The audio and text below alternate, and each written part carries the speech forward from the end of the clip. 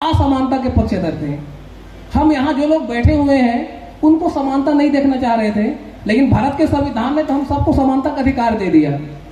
अब ये जो लोग हैं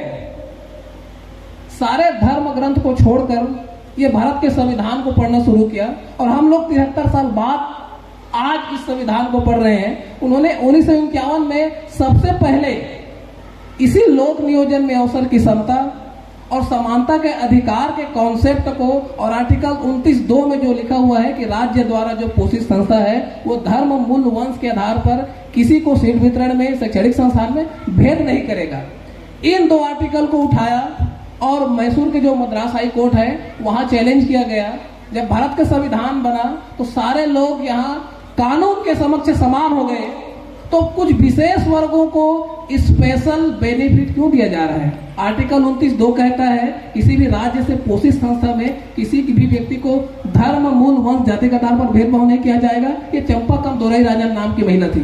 और यह मामला मद्रास हाई कोर्ट में गया और एक झटके में शैक्षणिक संस्थानों में हमारा आरक्षण केवल 1 साल में,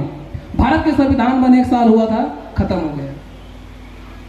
अब यह मामला फिर सुप्रीम कोर्ट गया और सुप्रीम कोर्ट ने भी मद्रास हाई कोर्ट के आदेश को वैलिडिटी प्रदान किया और यह कहा कि यह समता का अधिकार का उल्लंघन है किसी वर्ग विशेष को सीटें अलॉट करना। समस्या बहुत खड़ी हो गई, लेकिन उस समय 1951 के मंत्रिमंडल में हमारे उद्धारक पिता, मैं हमेशा उद्धारक पिता कहता हूं, ग्रेट बाबा साहब थे और बाबा साहब के प्रयासों से पहला संविधान संशोधन लाया गया नेहरू मंत्रिमंडल में। तथाकथित जनसंघ के नेता, मैं ओपन मंच में भी उसका नाम नहीं लूंगा, मुझे कोई दिक्कत नहीं है, कानून सम्मत बातें हैं, आप गूगल में खोज करके देखेंगे तो भी मिलेगा। श्यामा प्रसाद मुखर्जी जी ने पानी पी पीकर इस बिल का विरोध किया था, लेकिन बाबा साहब डॉक्टर भीमराव अंबेडकर के तर्कों के आगे किसी की नहीं चली। अंततः पहला संविधान संशोधन, जिसको आप आर्टिकल 15(4) में पढ़ते हैं, मैं सीधा पढ़ के बताता हूं क्योंकि आज संविधान मेला चल रहा है, तो मैं 15(4) को थोड़ा सा आप लोगों के बीच मैं पढ़ के बताना चाहूंगा। जो विशेष शैक्षणिक संस्थानों में हम लोगों के लिए रिप्रेजेंटेशन की बात करता है,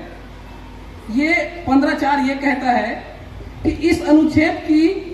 या अनुच्छेद 29 के खंड 2 की कोई भी बात राज्य को सामाजिक और शैक्षिक दृष्टि से पिछड़े हुए नागरिकों के किन्हीं वर्गों की उन्नति के लिए या अनुसूचित जाति जनजाति के लिए कोई विशेष उपवर्ग